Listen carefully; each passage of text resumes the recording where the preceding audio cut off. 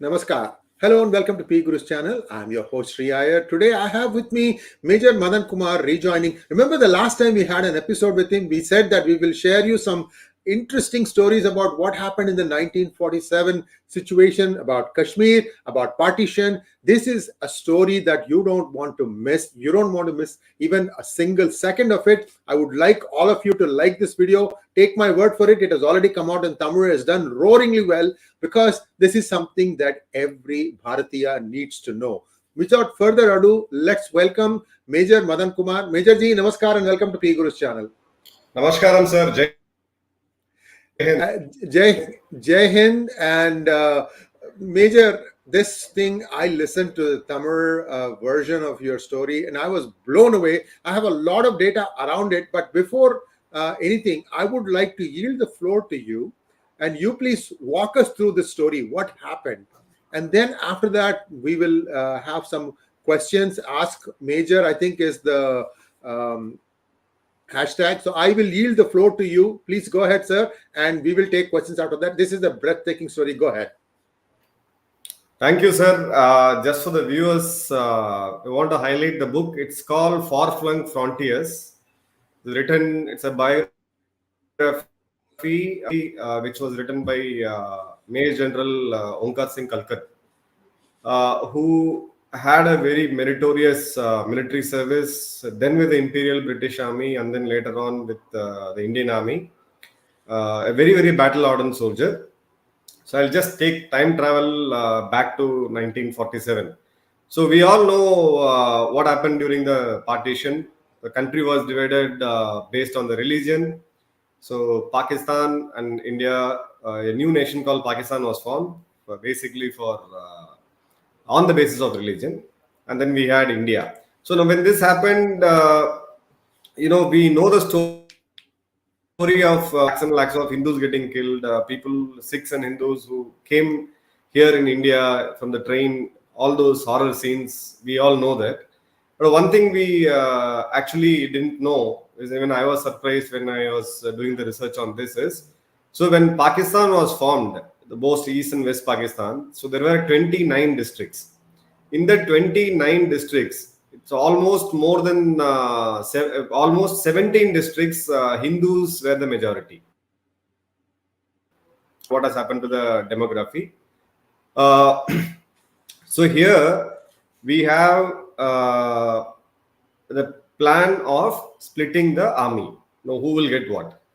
So the troops, the Muslim troops, the regiments where we had predominantly Muslim troops were given to Pakistan, and where we had predominantly Hindus and Sikh troops came to India. But the officers of then Indian Army, which was under British, was given a choice to opt for the nation. Either you can join Pakistan Army or you can join the Indian Army. So a lot of officers wanted to come back to India, the newly formed India. So here we were deployed all the way till the Khyber Pakhtunkhwa province, what we today see as Waziristan, KP province, and all the way till the Afghan border. Because the country was one then, we were actually guarding the frontiers in Afghanistan.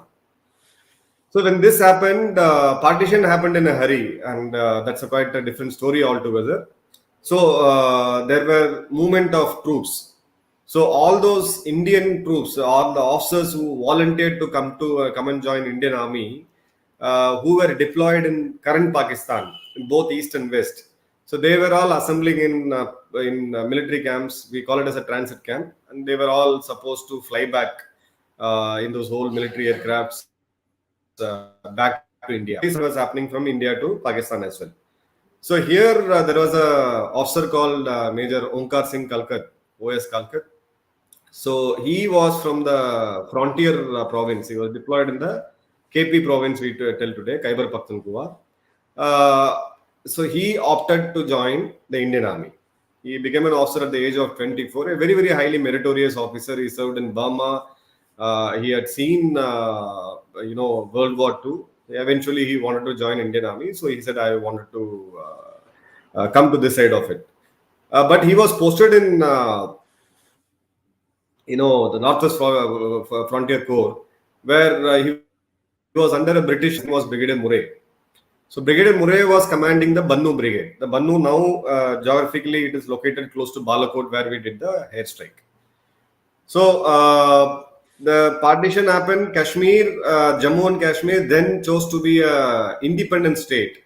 The Maharaja didn't want it to actually neither join Pakistan or India, so it was continued to remain as a separate state. This is a time where Pakistan came up with a sinister plan of taking the Kashmir. If you look at that country,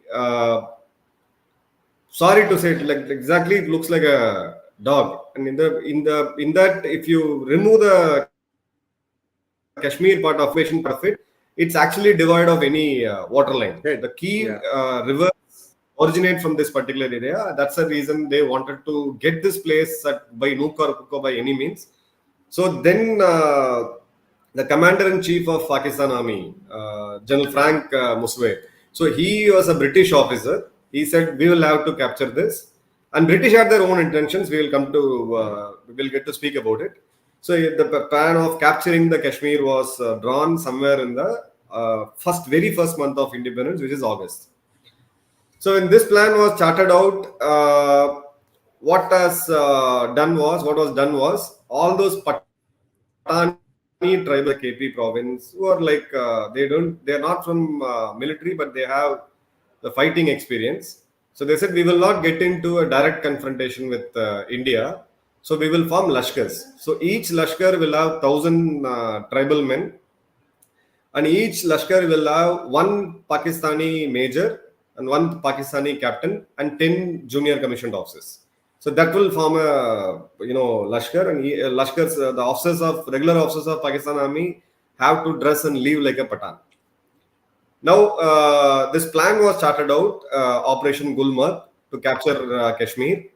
So this was the plan was then circulated brigade headquarters by the British General Frank. So one of this letter came to Bannu Brigade, where sizable amount of frontier troops were there. So most of the troops were Muslims who were from Pakistan Army, but the officer commanding was a British Brigadier Murray. Under him was the brigade major. Brigade major is the right-hand man of any brigade commander. He takes care of all the operations, inflow and outflow of information. He becomes a very key man in, organizing the thing. So one day, Major O.S. Kalkat receives a letter. We call it as a dark. So he receives a letter. It's a double envelope letter. Generally, we have one envelope. So if it's a top confidential document, you have to have a double envelope pencil. So it looks like a normal one. So when he opens up, it was classified as top secret, and it was classified to be opened by the commander. Now, commander gives him the right, or he gives him the authority to open it on his behalf. Now, Brigadier Murray, who was a typical British officer of the cantonment with his family on a weekend. So he opens up the letter, and there came the entire plan of Operation Gulmarg, that Pakistan is going to conduct raids all across the frontier of Jammu and Kashmir, and Raja Hari Singh will be thrown out, and eventually Kashmir has to be captured. So that was the plan.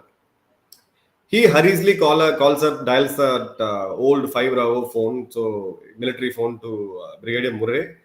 By then, he has given the option of joining the Indian Army. So he was just waiting for his movement to happen. He is from East Pakistan, like the East Punjab, the current Punjab which the Pakistan holds. So this guy says, okay, this is the doctor. Brigadier Murray says that please don't ever utter the word to anyone. I'll come and discuss this in person with you. This will put your life under threat. So Brigadier Murray hurries back to the Bannu camp, and then they both meet, in their office. This entire plan was shown. He says that this is shocking. Even for Brigadier Murray, it was shocking. But this conversation was overheard, and this body language and stuff was overheard by a Muslim JSU of the Pakistan Army, a clerk. So this guy sounds the bugle to the Pakistani military intelligence, the MI. So Major O S Kalkat already came under the radar of the Pakistani intelligence to his wife, and he just keeps it secret. All these conversations has to be kept away from the family. But surprisingly, his regular orderlies, the two officers, the men who helped the officers. So these orderlies were changed, replaced by some other orderly who was not from their regiment, not from his regiment. Basically, that is to kind of corner him. And he understood that there's something fishy is going on. And later, his guard in his house, the men who protect his house, they were also changed and new men came in. So he was pretty much clear that, this is going to happen. He says his wife, now it's time we pack up our bags so that we leave. He was blessed with a daughter also, young daughter at the point of time. So he says that we need to pack. When his wife says that, we need to pack a lot of stuff, 14 years of military service he has earned, and, a lot of furnitures and stuff. So he said, no. We'll just leave it. We will move. We'll see what can be done. Now, he is from the other side of Punjab, which is now with Pakistan. So he wanted to somehow settle in Amritsar or Patiala, close by, and he wanted to live there. When this thing happens, the next day, his own JCO walks into his house and he says that, you are under house arrest. You cannot move anywhere. Just remain here, cooperate with us, and you cannot breach the guard. You cannot breach the guard is clear indication. If you do it, you're going to get. Now he's been under house arrest for quite some time. He's getting restless, and one day he decides that at least let me, get my family away from this mess. So whatever it has to happen, it has to happen. But this Operation Gulmarg, the information, the key information, it is not only information, it is a complete plan. He was aware of what is going to be happening there. So they said this information has to reach Delhi. Now let's not connect in the today's communication system. Those days, because of the partition, interestingly, British had one proposal to the Indian government. See, these are our military assets which are lying in Kashmir, which is lying in here, and which is lying in Punjab. So if you want, you can buy out those assets. If you want, you can buy out those assets. But our Prime Minister Nehru at that point of time chose to ignore it. What am I going to do with your radio sets and this thing? So we didn't buy it. So gave it to Pakistan. In fact, Pakistan paid for it and bought over it. So any communication from Bannu to India will be routed through Peshawar because it is now a Pakistani military asset. So there is no way you would have communicated that to Delhi or to the Amritsar military base through a phone which is there. Till a month before, it is all the same army. Now suddenly things have changed and assets have been procured by Pakistan. So Pakistan had this plan clearly, and this had a direct blessing of Winston Churchill. So that's how this entire plan was carried out by a British general. Now he's been put under house arrest. So Gio comes in. He says that your family will be moved to a Miyawali. It's close to the border. It is 20 kilometers away from the. Miyawali is Imran Khan territory. Yeah. So he said this is a transit camp you have to be in. And he said, Saab, aapko marne wale. You are going to get killed eventually. This is what it is. It's just a matter of time. But they were sure that he has not passed on the information because there is no way that the information can be passed. Now he comes to a transit camp where already all the Punjab regiment and Dogra regiment troops are already there who are waiting to go back to India. So when we say India is like today's India, you'll have to switch back and forth. So they're all waiting there. So the transit camp had a camp strength of 300, but there were more than 2,000 troops, and Pakistan deliberately miserable. All those DTLs were overflowing. There was no proper sanitation and stuff. So that camp also has an officer in charge. He's called a camp commandant. That guy again was a British guy. So he was told to keep an eye on Brigadier Murray and the young Brigade Major O S Kalkat. So they were moving inside the camp, but they were not able to move out. So they have been shadowed throughout their time. So one day, the district collector of Bannu visits the camp, the transit camp, and he meets Major Omkar Singh. He says, "Beta, aap kya karo?" So he says, why this friendship is because Major O S Kalkat's father and this particular gentleman, the district collector, were friends. So he was a family friend. So this guy said, "What happened? Why are you here in the transit camp? You're supposed to be there. Then he tells up the story that, I've been fixed and they're all likely to kill me. Help me out in moving my family out. My wife and this thing, if possible, move me also, because I need to pass on this information to India. So he says the sentiments outside are too bad, too bad. But the DC is a Muslim, is a Pakistani Muslim. He says the sentiment is too bad. You are a Sardar, he's a Sikh. If they see you out with me, they'll lynch me as well. So that's the kind of sentiment here. These guys have gone mad. However, I'll take your wife and tell this guys that she's like my daughter, and I'll take your girl also and move out. So I'll make them reach the airport. From there, the flights was actually shuttling between Miyawali to Punjab, Amritsar. So let them go safely, and you find your way to reach the airport. If you reach the airport, I'll make sure you board a flight, because that comes under the district collector. It comes under the district collector. The airfield comes under the district collector. But he couldn't get out. So one day he met his troops, the Dogra troops in Punjab troops who have fought a battle with Major Onkar Singh. So even though he's not from the same regiment, they fought a battle. So now he approaches one of the officers there, and he says that, you have to act for me. It has got a MI room. It's basically a medical inspection room with limited first aid facilities. So the officer of the Dogra regiment complains of severe stomach pain, goes there, and the camp commandant says that this guy has to be evacuated. He is serious, because officer life at those times was like, it is too precious. So it may create rift. So the camp commandant, the British officer, calls up the military hospital, which is 30 kilometers away from that place, 15 kilometers away from the place. The officer is sick. I'm sending them to you. So once he was moving out to, evacuate the officer in that old Nissan Jonga we had. So by then this man, Major Onkar Singh Kalkat, had a breather. Now he says, comes to Brigadier Murray. He says, I'm going to run to the airfield. I have a rough map of the terrain, so I can navigate the direction. We'll have to run. If you want to come, you come. Otherwise, any which way, because you also know the secret, they may kill you as well. That's the plan. So both of them start running, and somehow he is able to reach that particular airfield. So this happened on 18th of October. This happened on 18th of October. He is able to reach the airfield. From there, with the help of his father's friend, the Muslim officer, the district collector there, he picks up a flight and lands up in Ambala. Now, when he lands up here in Ambala, he sounds the camp here, because it was completely chaotic. None of us could even imagine what was the chaos going on. He said, I want to meet the top brass of Indian Army immediately. I've already volunteered for Indian Army. I'm on the payrolls of Indian Army now. I got such a very important information. I want to communicate. I need a meeting in Delhi immediately. But these guys they were in a huddle. Nobody could understand what is it. He cannot give the secret to anybody else. He has to tell it to the top person. So he decides nobody was able to ready to give him a vehicle. So he takes up a coal transportation train, the goods train we call. Those days it used to run at 15 to 20 kilometers. So he boards the train, sits in a bogie which carries full of coal.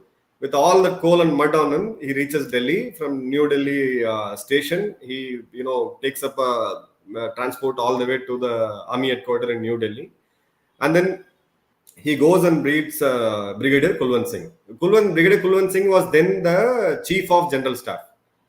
So he's one of the very senior most officer. He was officiating. So the general chief was in leave, so he was kind of an acting chief. And then there was one more officer, Colonel P.K. Thapar, and then they both were there. So they said that this is what is happening. They have planned something called Operation Gulmarg. We need to move our army immediately.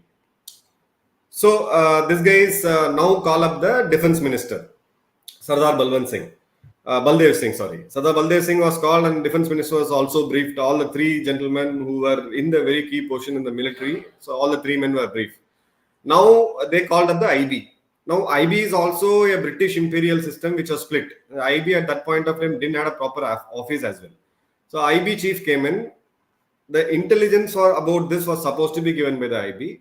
The IB officer and all the three gentlemen, instead of taking action on this guy said, a kala major kala ho gaya, like, face is all cold and Black. this thing. This Sardar has gone bonkers. He's blabbering something.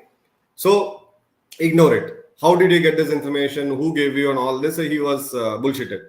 Now, Major Onkar Singh didn't have a clue of where his family is, because there is no mobile, nothing, literally nothing. So he says that, okay, thank you. At least give me a jeep, and because I need to find my family. If they're alive or not alive, I don't know. I need to go and find them. With a lot of difficulties, these three guys, gentlemen, were able to give him a old jeep with a guard. So he moves out of that place and he says, thank you. You do this, I'm going to search for my family. Now comes 19th October, all these things happen. It comes that 22nd October. In between, Indian Navy picks up a radio intercept in a high frequency set, the VHF sets, they pick up a radio frequency. There was few words which was getting repeated. One of it is Patan. We call it as a bridge. So there was, this guy started searching in the map. Now, when all these things were happening, there is an officer who came from Bannu who tells you that this is the thing is going to be launched, and you boo-booed him. Now comes a naval intercept, which is an electronic intercept. So this guy started searching what is that place called in the map.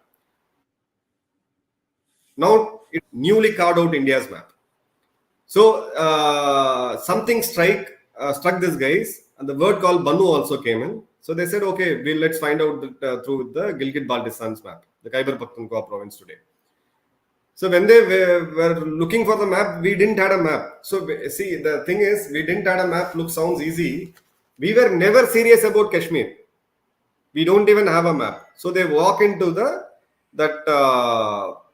statistical map department we have. So they walk in that and they said, we have only two maps. So one is reserved for the Prime Minister.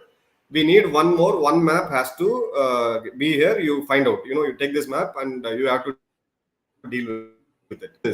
By then, 19th October, this operation was launched. 22nd October, Operation Gulmarg was launched. The first information of a Pakistani tribal attack raid on Gulmarg was communicated to New Delhi, Prime Minister Jawaharlal Nehru, and Raja Hari Singh in a hurry calls up, reaches the Delhi headquarters, and then he says that I'm sending my emissary immediately. Two of my important people will come, and we will sign the Treaty of Accession. Please send Indian Army immediately. Now, I'll tell you what is called the heights of bureaucracy. When we say, we need to undo our colonial mindset, actually a Prime Minister is also meaning. These two gentlemen comes up with a draft letter that, we are going to sign this. We will sign and hand it over to you. Please rush the Indian Army immediately. So our then British Administrative Service officer said, no. You cannot sign this instrument of accession. Only Raja has to sign. The Babu Dome. Now, second thing they said is, this is not a right draft. We will draft and tell you. So it took one more day. So we were signing documents. We were proofreading the document. And finally, the instrument of accession was signed, and then Indian Army goes in. We now will not go into the 47 war story as such. But as the war progressed exactly in the same way which Major Onkar Singh Kalkat told a week before, 2 weeks before, right? A week before he had said, this is how it is going to happen. That's the plan. They look like tribals. They are not tribals. They have a Pakistani officer. And interestingly, a lot of British officers were also part of it. So got this thing. So by doing this, Gulmarg fell. 15,000 people, more than 20,000 people were killed. Mostly they were Hindus and Sikhs.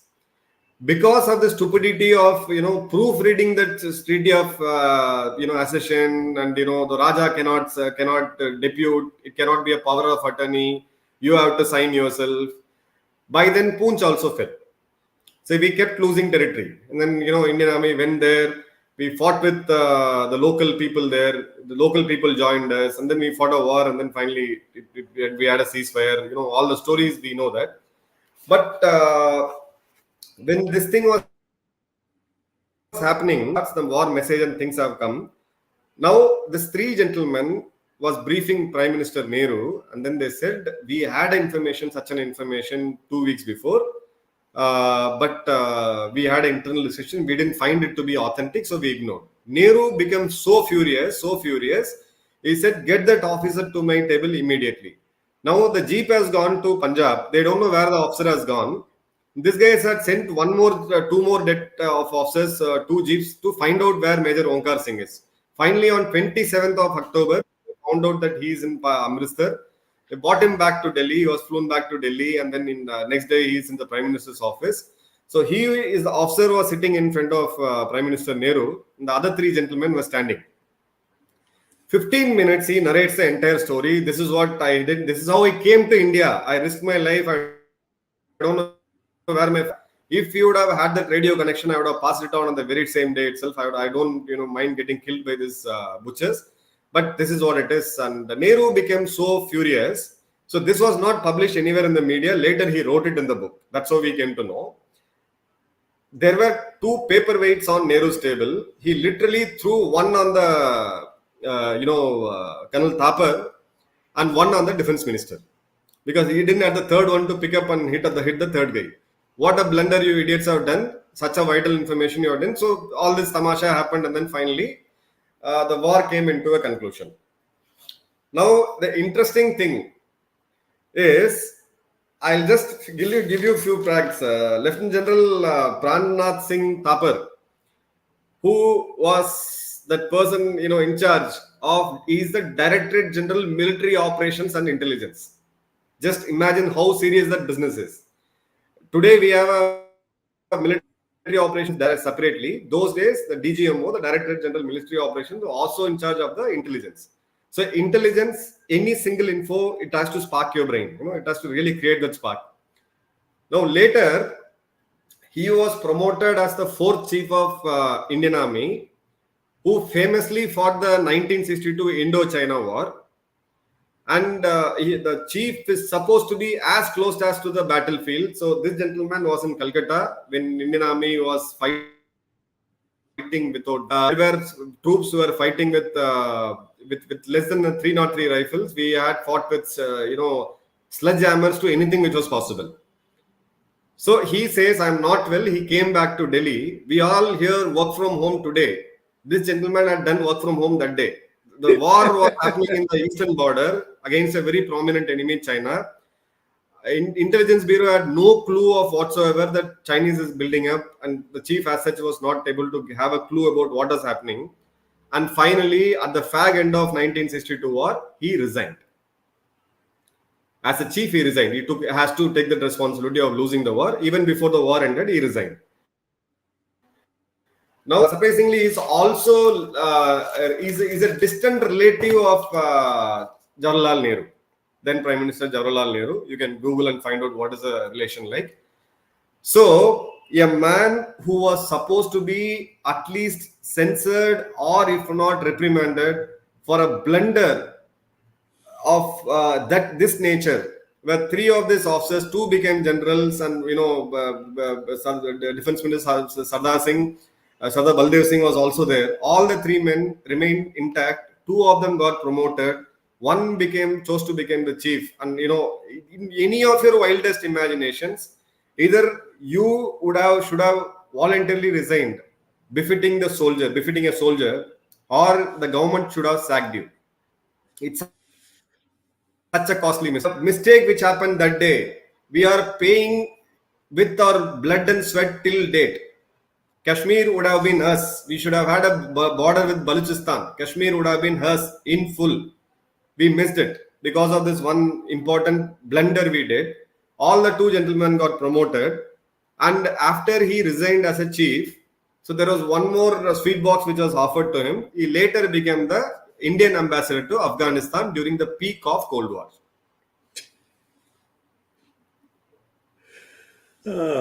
Some people manage to land on their feet all the time. And one more interesting fact, General Thapar, then chief, had 4 children. The youngest one is what you see on TV is Mr. Karan Thapar, famous journalist. And we all know Madam Romila supposed to be a historian. Now we know, I'll tell you, read about Major 𝙒𝙂𝙀𝙀 Kalkat, you will find nothing in internet. His book has been wiped off. I found that book in a remote library in Australia. I wrote an email to that institute, but still I couldn't get it. But through my friends in the military circle, somehow I got hold of the 10-15 pages he wrote. He never boasted about himself. And I'll tell you the successful story of Major 𝙒𝙂𝙀𝙀 Kalkat, who was a true patriot and a nationalist, a soldier of highest grade steel standards. This gentleman later fought 1971 war, instrumental in capturing 14 Pakistani posts from then Pakistan. Later rose to a level of Major General, and then he resigned. He just resigned quietly, and then he said, like, let me take care of this. Later, he was very, very instrumental in shaping up the strategy for RNAW, Research and Analysis Wing. In the present form, what we see today, he has a vital and a pivotal role in shaping up RNAW. Finally, he because of his age, he died in the year of 2003. And unfortunately, we didn't have such heroes being celebrated anywhere. There are hardly any photographs available of him. If any one of you viewers find that book, please do send us a copy. Preserve it. We need to get into a reprint edition to at least know what all blunders we have done and what is our history of partition was. Over to you, sir. And yeah, thank you. First, I'm trying to still internalize a lot of stuff you said. Because of some technical difficulties, some things may have missed. So I'm going to summarize just 2 lines. Viewers, Prannath Singh Thapar, his children are Romila Thapar and Karan Thapar, and they continue to torment India even today. So this is the takeaway there. And look at the bravery of the officer, 𝙒𝙂𝙀𝙀 Singh. And not much is written about him, not much is said about him. And he is the one who, if they had listened to him, India would have completely had Kashmir in its hand. And there are a couple of other things that I have read from various places, Major Madan, and I'm going to ask you, you may know or you may not know. Turns out that, see, even the general, the chief of armed services was a Britisher, isn't it? Yeah. So what used to happen was, as this was playing out in Kashmir and the troops were fighting, the Pak general chief of army and the Indian chief of army, they were in communication. You know what they used to do? They used to speak in French, thinking that Indian intelligence doesn't understand French. And at the earliest opportunity, that guy was kicked out. And then, of course, General Cariappa became the first Indian-born general. The interesting thing is that, let's not go there. The thing is that British, when the partition was happening, all the British officers also had a choice. They could be with India or with Pakistan until the time that they wanted to get back. In fact, some stayed on for a long time. It turns out, I heard 2/3 chose Pakistan. Do you know any reason why they did that? Sir, I'll tell you one interesting thing. In the subset of what you said, India said, okay, we will retain the top leadership, Major General and Lieutenant Generals, the generals basically, because we need a young nation, we need to have, that's a British way of thinking. All these people who were in the government, all the 3 gentlemen, they are Indians by birth, but their thinking was British far left because of the education and everything. So this guy said, no, we have a very good army, we have a very young, talented officers, we will take care. The only place where we need your help is at the strategic level, at the command level. You will help us with few generals. Pakistanis said, generals will be us, you help us with officers. So all the captains, majors, lieutenant colonels of British Army chose to remain with Pakistan because that's where you actually get the real glamour. And this relation continues till date. Or even MI5, the British intelligence, the British thinking, even today they are well knit because of this association. And our political leadership said we don't have the expertise to command an army. So give us a British general. So that's how we got a British general. So we said we don't have experience in commanding an army. We need a general from you. We don't have a chief. So let's give it. So later on, it was General Kariyappa, who was a much smarter and a much talented officer, who actually took this war to conclusion. Then became the chief. The day we celebrated today as Army Day. There's an interesting conversation that is supposed to have taken place when the internal cabinet and a few officers were deciding who should be the general of India's armed forces. And at that point of time, Nehru said that, nobody in India has experience. So we should go for a British general. And one of the army officers, I believe, said, "Sir, would that apply to you also? Because you also don't have any experience as a prime minister. Should we also have..." So India just kind of stumbled along. Viewers, you have to read a few books. Please get into this reading habit. Narinder Singh Sarila, who was the lone Indian-born ADC of Mountbatten, he was privy to a lot of stuff, and his book tells you so many blunders that India committed, and it is almost like India said, for us, the world will be seen only through British eyes. We will not see the world through America's eyes, because Second World War was won by Britain and its allies only because America came in 1942. Understand this, guys. America was the reason why today the world is free. I'm not boasting. You have to read a lot of stuff, and only then you realize this thing. Yet, when America said that, they sent a special envoy to come and reason with Nehru to say that stay united, don't partition. And they won't even meet that fellow. See, it just shows you how much of a socialist mindset, how much the British have to be right, that kind of thing. And that's not just Nehru. I believe even Gandhi used to do the same thing. They were in so much of hurry, sir. They were in so much of hurry. Enough is enough. We need to partition. I need my place to live. I need my place to rule. So that's how that it was done. And we paid by I don't know how many lakhs and lakhs of lives. I'll tell you another interesting story, because the viewers would ask for the book which I was referring. It is Far-Flung Frontiers, Major General 𝙒𝙂𝘿 Singh Kalkat. Please, if you find the book, share it with PGurus, and do read this book. It is deliberately done. I was surprised. It is not available in any of these in India. So that's how the history gets erased. Another interesting thing, in page number 37 of this book, right?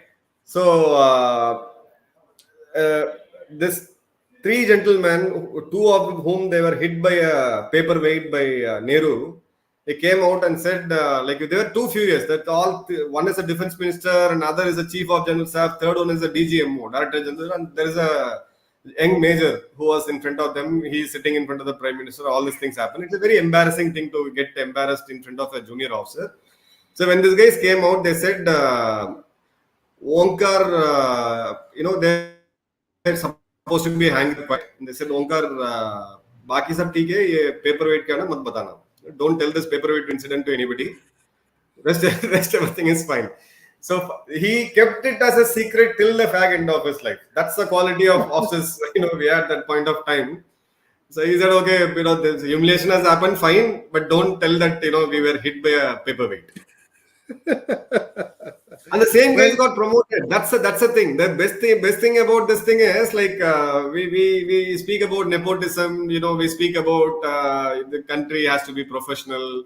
We cannot have nepotism. We need to do the right talent and all. The guy who had literally literally responsible for this, all of them are getting promoted. That's the irony of the system we had. Absolutely. And viewers, I don't know if you remember, I had interviewed Ashali Verma, whose father was Bhagat. I don't remember, it's a Lieutenant General Bhagat, I think. He is the one who wrote the Henderson-Brooks report of 1962, what went wrong. Henderson-Brooks was a British name. Didn't do anything. Everything was done by this fellow. And then they came to their house, and once he passed away, I think 63 or so, the government came and swiped every piece of reference that was there on that 1962 report, because it was so damaging. The truth was so damaging as to how Nehru, on the advice, where is his brains? Krishna Menon, just Lieutenant General P.S. Bhagat. Thank you.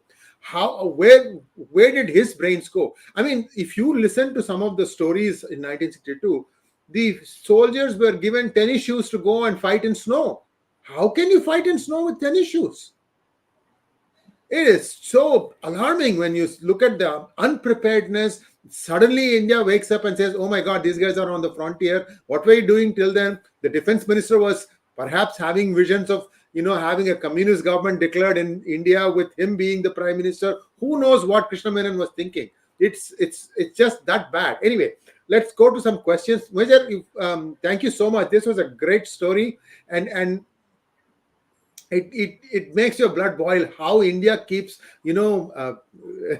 stumbling along, and still India keeps to making progress. Let's take some questions, please.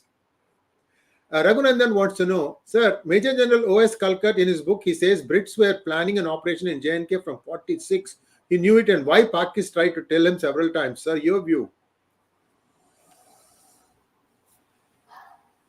No, see, British were planning an operation for other reasons. Why did British want that to happen was they wanted to have a weaker state because British had a direct confrontation with the Soviet expansion. Soviet was expanding, southwards. It was close to all the Kazakhstan, Central, Asian Republic. You see, Soviet was too big a nation that time. So they said, if it connects with India, then it is going to be a much bigger problem for the Western powers, especially Europe. So they wanted to have a very small, weak nation, which is Pakistan. And they don't want to give the advantage of Gilgit-Baltistan to India, because India then have a direct border with China. I mean, today, Tibet was taken over by China. It's a different story. So that is the reason why they were actually planning for this.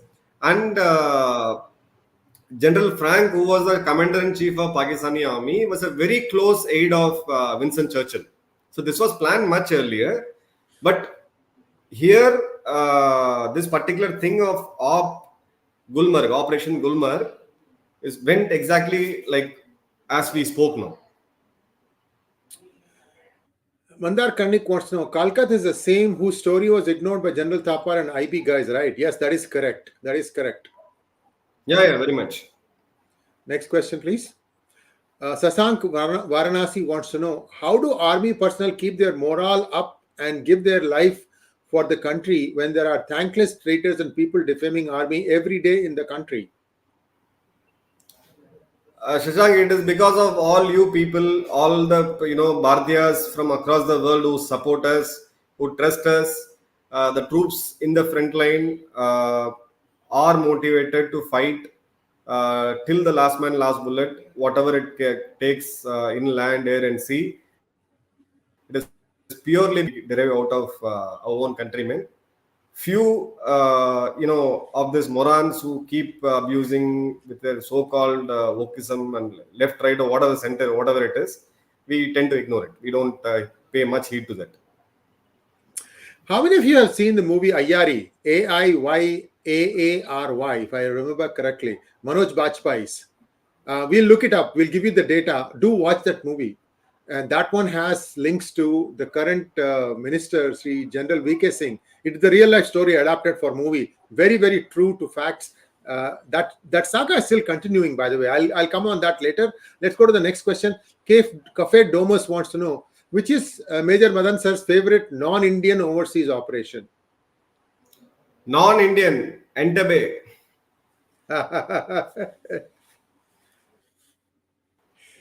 This is the Uganda where the Israeli commandos did a surprise operation and freed, I think, Israeli hostages that were being held there by Palestinians, yes, if I remember correctly. And in that, Idi Amin. Idi Amin was giving.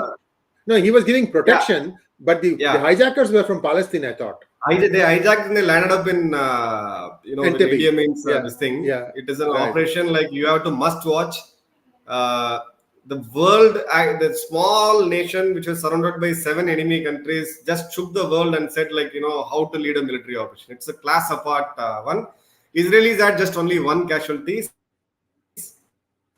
Yes. And current Prime Minister of Israel, Benjamin Netanyahu, was one of the special forces officer who led that operation from the front.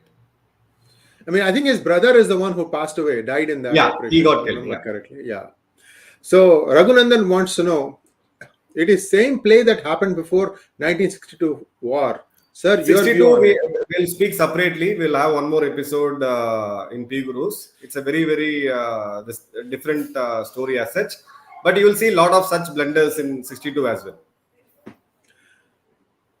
Sanket Rao wants to know, Major, didn't we repeat the same mistake in Kargil where we missed Pakistan build-up and many in top brass got away without any repercussions and many are celebrated? See, Kargil there is a clear lack of intelligence, and rather we had, we had underpaid the intelligence we had, no doubts about it. Lots of officers actually got punished for that.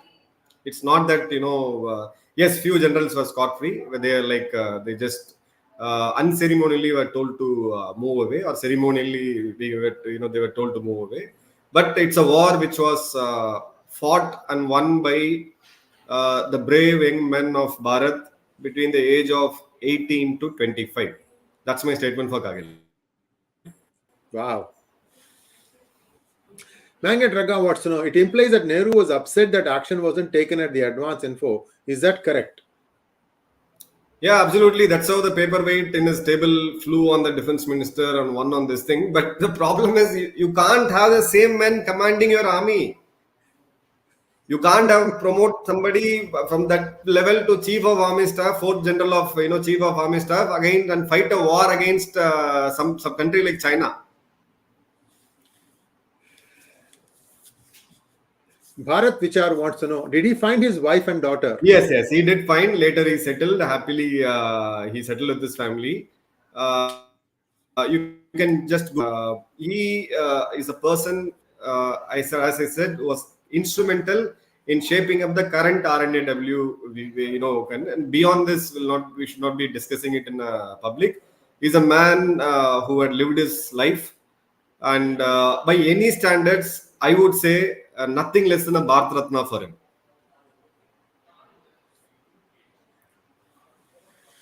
Raghunandan wants to know, we didn't kill Brit collaborators. That is the biggest blunder, sir. Your view. See, we as late as 10, 15, 20 years before, we are under British influence. It stays in our blood. It stays in our blood in way. Killing British is not, it's not going to give you anything. We'll have to time travel and see the situation at that point of time. But we should have decolonized our minds. We should have decolonized our culture, at least way back in 1970s. Raghavan SV wants to know, can we bring up all these in Parliament and discuss with lessons that we need to follow and create awareness in the country? See, parliamentary discussion, it's up to the MPs and the government to do it. But we need to know, we as citizens need to know our historical blunders. The one thing which I always, my mentors and my seniors used to tell me, is if you don't learn from your past mistakes, 98% chances are you're going to repeat the same mistake. Yeah. We should know all these things so that we don't repeat it again. Absolutely.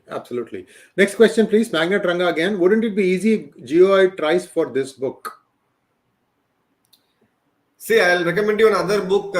It is Operations in Kashmir, 1947-48, by Ministry of Defense. It's a huge. It's not a readable book. It's not a reading book. It's a reference book. A lot of things are there, but in the digital era, I think like I did this. It took a lot of time for me to get into the final facts and to actually see what has really happened. Now we are speaking to people in PGurus. If it reaches a lot of people, and if I'm not a good writer, if one of the viewers, the capable intellectuals who can reproduce this book, write a review about this book, nothing like it. Sunil Matthew wants to know, after the 1962 fiasco, why is General Thapar's son Karan Thapar still managing so much popularity and support in the Indian media? The answer lies in your question.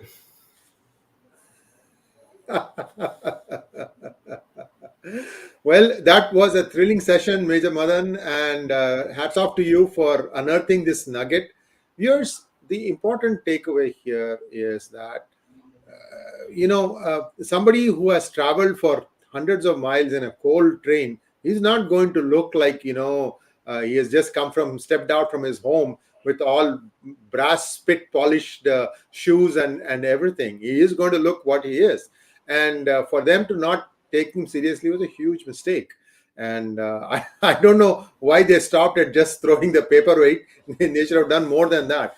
And it was a very, very sensitive time at that point of time. Anyway, So I'll tell you something, as yeah. a closing comment. Now, Gen Thapar resigns as an army chief in the fag end of 1962 war. For obvious reasons. There are no runner-ups in war. This is a serious business. There's a winner. That's it. There is no runner-up. There is no second prize. Now, after this, we were like in nowhere. In geopolitics, we were nowhere after 1962 war. Can you imagine him being sent to Afghanistan during the peak of Cold War? I really don't understand. My gray matter is low. I'm a very average student. I really can't understand what is the reason behind all this. See, it's the same relationship, right? Indira Gandhi was the prime minister at that time. She felt that, oh, this is a family person. Let us give him a sinecure posting. And that, in fact, was a very key posting. Afghanistan was a very key posting at that point of time. See. And it's the same, and the tradition continues. The irony is, when we had our Field Marshal Sam Manakshaw,